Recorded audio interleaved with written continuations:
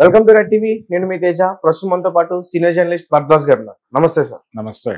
So నిన్న జరిగిన ఒక ఈవెంట్ లో రాజేంద్ర ప్రసాద్ గారు డేవిడ్ వార్నర్ అనే వ్యక్తిని చాలా కించపరుస్తూ మాట్లాడారు. ఆయన ఉందాకడుకంటూ ఇష్టం వచ్చిన పదజాలంతో మాట్లాడారు. సో అంటే చాలా మంది నెటిజన్స్ కామెంట్ చేస్తారు, అతను డ్రింక్ చేసి వచ్చి స్టేజ్ పైన ఆ విధంగా మాట్లాడాడు, అతను ఒక పెద్ద క్రికెటర్. సో దాని మీద మీ అభిప్రాయం? జనరల్ గా ఆయన ఆ పదం వాడకుండా ఉంటే బాగుండేది అనేది వాస్తవమే.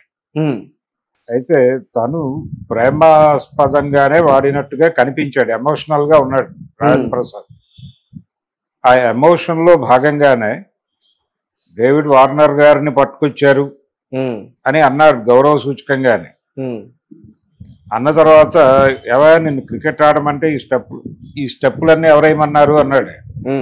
అంటే పుష్ప స్టెప్ని ఇమిటేట్ చేశాడు రాజేంద్ర ప్రసాద్. అవును, ఇమిటేట్ చేసి ఇవన్నీ ఎవరేమన్నారు నిన్ను అన్నాడు అని దాని కొనసాగింపులో భాగంగా ఇతను మామూలుడు కాదు, అంటే క్రికెట్లో ఎంత ప్రావీణ్యత ఉందో ఇతనికి ఇక్కడ కూడా అంత ప్రావీణ్యత ఉంది అన్న టోన్లోనే, అంటే అది ప్రేమాస్పద బూతుగా చూడాల్సి ఉంటుంది. అంటే బూతు అనేది ఒక ఎమోషన్ తాలూకా లాంగ్వేజ్ అనుకుంటే, అలా ఆయన ఆ ఎమోషన్కి అతని మీద కలిగినటువంటి ప్రేమకి దాన్ని ప్రతీకగా తీసుకుని వాడేసి ఉండొచ్చు.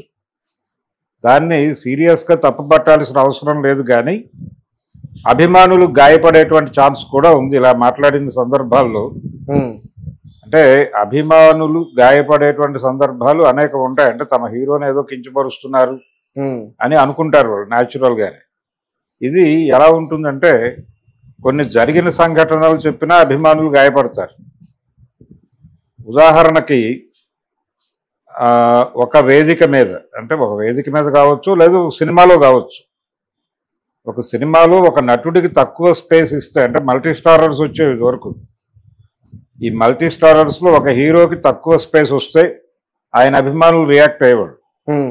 అంటే మహాసంగ్రామం సినిమాలో శోభన్ బాబు గారి క్యారెక్టర్ కొంచెం డౌన్లో ఉంటుంది, కృష్ణ గారి క్యారెక్టర్ ఎమోషనల్గా ఉంటుంది.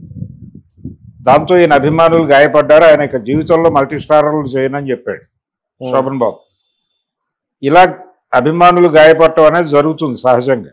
తమ హీరోకి కొంత అగౌరవం కలిగింది అని వాళ్ళు అనుకుంటే రియాక్ట్ అవుతారు. అట్లా ఇప్పుడు వార్నర్ని క్రికెటర్గా అభిమానించినటువంటి వాళ్ళందరూ కూడా రియాక్ట్ అవుతున్నారు. అలాగే ఈయన వాడినటువంటి మాట ఏదైతే ఉందో, ఇది ఒకసారి ఎప్పుడు రాజేంద్ర ప్రసాదే చెప్పాడు. ఇది కూడా ఈ మధ్య ఒక వేదిక మీద, ఏది వంశీకి సన్మానం జరిగినటువంటి సందర్భంలో ఈయనే ప్రసార వక్త. ఆయన మాట్లాడుతూ తాను నటించినటువంటి సినిమా లేడీస్ టైలర్ సినిమాకి తాను వెళ్ళినప్పుడు ఆడియన్స్ భలే చేశాడే అని చెప్పి ఇలాంటి బూతులే వాడినట్టుగా, అవి తనని గాయపరిచినట్టుగా ఆయన అనుకుని దీన్ని ఎన్టీ రామారావు గారి దగ్గర చెప్పాడట. ఈయన రామారావు గారి కాంపౌండ్ మనిషి కదా రాజేంద్ర ప్రసాద్. ఓకే. వెళ్ళినప్పుడు ఆయన ఏదో ఆఫీస్లో ఉంటే అక్కడికి వెళ్ళి చెప్పాడట, సార్ ఇలా అనేసారు నన్ను ఆడియన్స్ అని. నిన్నేంటి నన్ను కూడా అలాగే అంటారు, ఏం పర్వాలేదు, అది ఆశీర్వాదమే అన్నట్టు. అంటే ఎన్టీ ఓడు ఏం చేశాడురా ఎన్టీ ఓడు ఇలా మాట్లాడతారు, దాన్ని తప్పుగా అనుకోకూడదు, పాజిటివే, అది ఆశీర్వాదంగానే తీసుకోవాలి, తిట్టుగా తీసుకోకూడదు, నాగ్గాడు ఇలా మాట్లాడేవారు. అంటే ఆడియన్స్ అలాగే మాట్లాడతారు. చింపేశాడురా అని ఈయన అన్న మాటే అంటారు. రాజేంద్ర ప్రసాద్ వేదిక మీద అన్న మాటే కనెక్ట్ చేసి చింపేశాడురా డాష్ అని ఆ పదం పెట్టుకోవచ్చు. అది ప్రేమాస్పద బూతే, అభిమాన బూతే. అంచేత బూతులకు కూడా రకరకాల ఎక్స్ప్రెషన్స్ ఉంటాయి. ఈ ఎక్స్ప్రెషన్తో జోడించి ఆ బూతును చూడాలి తప్ప ఎక్స్ప్రెషన్ నుంచి విరగొట్టి బూతును చూస్తే అది బూతే. కానీ ఇది మాట్లాడినా అభిమానులు గాయపడవచ్చు. అభిమానులు దేనికైనా గాయపడతారు. అంటే నెటిజన్స్ ఎలా కామెంట్ చేస్తున్నారంటే, ఇంతకుముందు రజనీకాంత్ గారిని ఇలాగే మన ఇండియన్ ఫిల్మ్ ఇండస్ట్రీ చెందిన వ్యక్తి అయినా పక్క రాష్ట్రానికి చెందిన వ్యక్తి వేరే ఇలాగే వచ్చినప్పుడు మోహన్ బాబు గారు కూడా ఒరే గిరి అని కూడా మరి అప్పట్లో ఆయన కామెంట్ చేయడం, అది రిలేషన్ ఉంది. వాళ్ళిద్దరి మధ్య ఒరే అని పిలుచుకునే స్నేహం ఉంది, పిలుచుకున్నారు. అక్కినేని నాగేశ్వరరావు గారికి శివాజీ గణేశన్కి మధ్య కూడా ఒరే ఒరే అని పిలుచుకునేవాళ్ళు వాళ్ళు.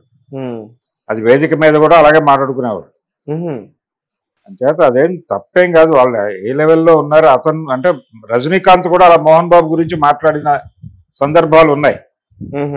మోహన్ బాబు మాట్లాడటమే కాదు, మోహన్ బాబుని ఇబ్బంది పెట్టే కొన్ని విషయాలు రజనీకాంత్ గారి వేదికల మీద మాట్లాడినవి కూడా ఉన్నాయి.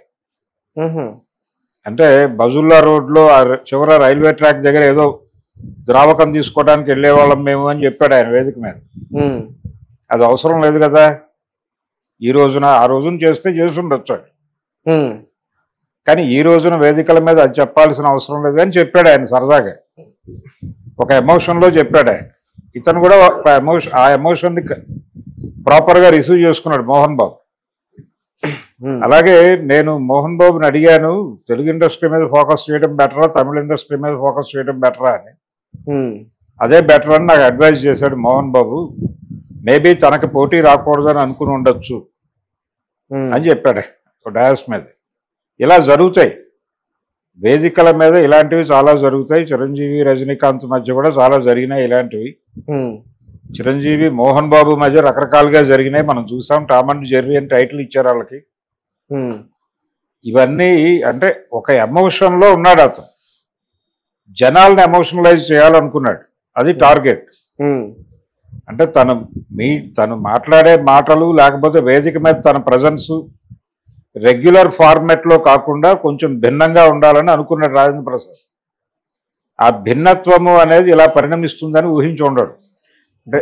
అంటే ఇప్పుడు ఒక ఎమోషన్ తో ఉన్నా కానీ ముండా కొడుకు అనే మాట ఇప్పుడు తండ్రులు తాతలు మనవాళ్ళని కొన్ని బూతులు అంటారు. అవును, లమిడి కొడక అంటూ కూడా అంటారండి, రకరకాలుగా ఉంటాయి ఆ పదాలు, అవన్నీ చెప్పనక్కర్లేదు ఇక్కడ. కానీ అంటారు, కానీ అందులో వాళ్ళకేమి వీళ్ళ మీద వ్యతిరేకత ఉండదు. అది ప్రేమ బూతే, ప్రేమాస్పద బూతు లేకపోతే అభిమాన బూతు ఇలా అనుకోవచ్చు.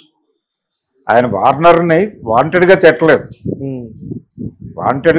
అతనిలో ఉన్న టాలెంట్కి ముగ్ధుడై మాట్లాడినట్టుగా అంటే ఇప్పుడు మీరు ఒక విషయం చెప్పండి. ఇప్పుడు అతను ఒక ఎమోషన్ తోనే అన్నారు అనుకోవచ్చాం, మరీ దారుణంగా ఈడు గాడు అని ఎలా అంటారు సార్?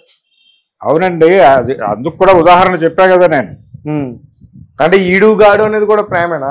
ప్రేమే. ఇప్పుడు ఎన్టీ రామారావు గారే అన్నాడని చెప్పాడు కదా రాజేంద్ర ప్రసాద్ ఈ మధ్య ఒక వేదిక మీద, ఎన్టీ ఓడు ఎరగదీశాడు రా అంటే ఏమిటి పరిస్థితి? అంటే ఎన్టీ రామారావు గారు కూడా ఒకసారి ఇప్పుడు ఒక పత్రికా విలేకరిని పిలిచి, అంటే విజయ చిత్రకు సంబంధించినటువంటి బీకే ఈశ్వర్ గారు పిలిచి, ఎవరా మీ పత్రికలో నా బిరుదులు అవి వేయకుండా ప్లెయిన్గా రాసేస్తున్నారు, ఎన్టీ రామారావు అన్నాడు ఇలాగా. అంటే విశ్వవిఖ్యాత నట సార్వభౌమ నటరత్న నందమూరి తారక రామారావు అనే దానికి అలవాటు పడ్డాడు. అంటే అప్పుడు బీకే ఈశ్వర్ గారు చెప్పిన సమాధానం ఆయన ఒక ఇంటర్వ్యూలో చెప్పాడు స్వయంగా. బీకే ఈశ్వర్ గారు ఏం చెప్పారంటే, అయ్యా మిమ్మల్ని థియేటర్లో ఆడియన్స్ ఎన్టీ ఓడు ఇరగ్గొట్టేశాడు, చంపేశాడు అని మాట్లాడుకుంటారండి, అంతే తప్ప ఏం చేశాడురా అంటారు తప్ప విశ్వవిఖ్యాత నట సార్వభౌమ నటరత్న కళాప్రపూర్ణ డాక్టర్ నందమూరి తారక రామారావు గారు ఎరగొట్టేశారు అని చెప్పుకోరు కదా. ఆ ఎమోషన్ అలాగే ఉంటుంది. మేము కూడా అంత అభిమానంతో రాస్తున్నాం మీ గురించి అన్నట్టు ఆయన కనెక్ట్ అయిపోయింది. అద్భుతం, అలాగే కొనసాగించండి అన్నారు. అంతే. కాబట్టి ఇలాగే ఉంటుంది. ఆయన ఏమి లైన్ దాటలేదు. రాజేంద్ర ప్రసాద్ ఎక్కడా అగౌరవపరిచినట్టుగా లేదు. అది వాడిన మాట తప్పు కావచ్చు కానీ అది ప్రేమగానే చూడాలి. అంటే ఒక మనవడిని తాత అంటే మనం ఆ తాత మీద డిఫెమేషన్ దావా వేయలేం కదా. అలాగే ఇక్కడ రాజేంద్ర ప్రసాద్ మీద కూడా డిఫెమేషన్ దావా వేసే పరిస్థితి కాదు. దాన్ని ప్రేమాస్పద బూతుగానే చూద్దాం. కాకపోతే ఆయన అభిమానులు గాయపడి ఉండొచ్చు. ఆయన అభిమానులు అంటే ఆయన క్రికెట్లో ఆయన ప్రదర్శన పట్ల విపరీతమైన అభిమానం, ఆరాధన ఉన్నవాళ్ళు ఇలా నడిచేటంటే మన డెమిగాడ్ని అనుకుని ఉండొచ్చు. అనుకుని వాళ్ళు ఎక్కడైనా ట్వీట్ చేసి ఉండొచ్చు రాజేంద్ర ప్రసాద్కి వ్యతిరేకంగా. అది కూడా తప్పేం కాదు. ఆ ధోరణి కూడా అలా నడుస్తుంది. అదొక అభిమానం. తమ అభిమానిని అంటే తాము విపరీతంగా అభిమానించి ఆరాధించే వాళ్ళని ఎవరో ఏదో మాట్లాడితే గాయపడతారు. అలాగే గాయపడ్డారు వాళ్ళు. అది కూడా ప్రాపరే, అది కూడా తప్పేం కాదు. ఓకే, ఈయన మాట్లాడింది కూడా తప్పేం కాదు. కాకపోతే ఇది తప్పు అని రాజేంద్ర ప్రసాద్ని బ్రాండ్ చేయక్కర్లేదు. ఆయన లైవ్లీగా ఉండటానికి ట్రై చేశాడు. కొంచెం సరదాగా ఎమోషనల్గా డయాస్ మీద తన ప్రెజెన్స్ ఉండాలని అనుకున్నాడు. ఆయన కొంచెం ఓవర్గా బిహేవ్ చేశాడు అనే మాట కూడా ఉంది. ఓవర్గా బిహేవ్ చేసినట్టుగా అనిపించింది కూడా. నిజానికి అంత వెళ్ళక్కర్లేదు, ఆ వేదిక మీద అంత ఓవర్ యాక్షన్ చేయక్కర్లేదు. ఇంకొంచెం తగ్గుంటే బాగుండేది. కానీ ఆయన ఉన్నటువంటి కండిషన్లో అది నడిచింది. ఓకే, ఆ కండిషన్ ఏమిటి అనే దాని మీద కూడా రకరకాల వ్యాఖ్యానాలు వస్తున్నాయి. ఆయన ఏమన్నా పుచ్చుకుని ఎక్కాడా వేదిక మా కూడా మాట్లాడుతున్నారు.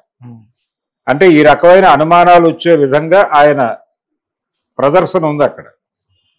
ఆ ప్రదర్శన వలన కూడా ఈ అభిప్రాయాలు వస్తున్నాయి. కానీ ఆయన అయితే వాంటెడ్గా రియలైజ్ అక్కడ, నేను అటువైపు ఉంటే మీకంటే ఎక్కువ అల్లరి చేయగలను అన్నాడు. ఇలా చాలా విన్యాసాలు చేశాడు. దీనిలో ఆయన పర్సనల్గా నేను చాలా ఎనర్జెటిక్గా ఉన్నాను అనే మార్కెటింగ్ స్ట్రాటజీ కూడా ఉండుండొచ్చు రాజేంద్ర ప్రసాద్.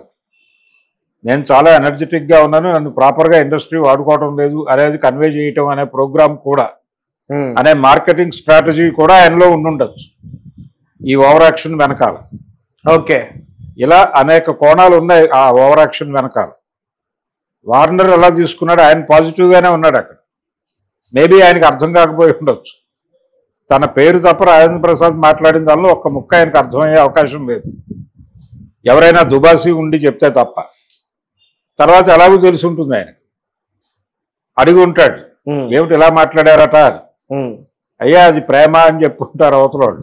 అంటే మన ప్రేక్షకులు తీసుకుంటారేమో కానీ ఇప్పుడు దొంగ మున్నా కొడుకు అనేది ఒకవేళ అతనికి అర్థమయ్యే భాషలో చెప్తే మరి నిజానికి అతను దాన్ని ఎలా తీసుకుంటాడో. ఎలాగైనా తీసుకోవచ్చు. ఆయన తీసుకున్న తర్వాత ఆయనకి ఏదో కన్వే చేస్తారు కదా. అయ్యా ఆయన ఈ సెన్స్లో అన్నాడు, కాంటెక్స్ట్ ఇది అని చెప్తే ఆ కాంటెక్స్ట్